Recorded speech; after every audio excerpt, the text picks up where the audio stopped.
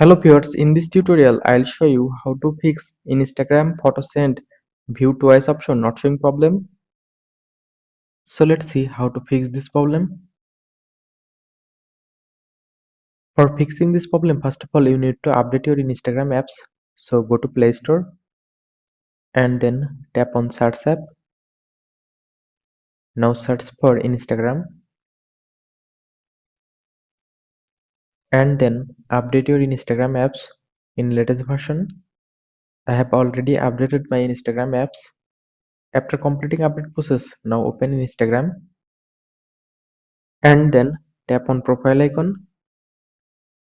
Now tap on three line icon and then scroll down. Now go to help option. Tap on help option. Tap on report a problem. Again tap on report problem. Now tap on include and continue. Here describe your problem in details. After describe your problem, now send your report. Just tap on send option. After this step, your problem will be solved successfully. Thanks for watching. Don't forget to like and subscribe.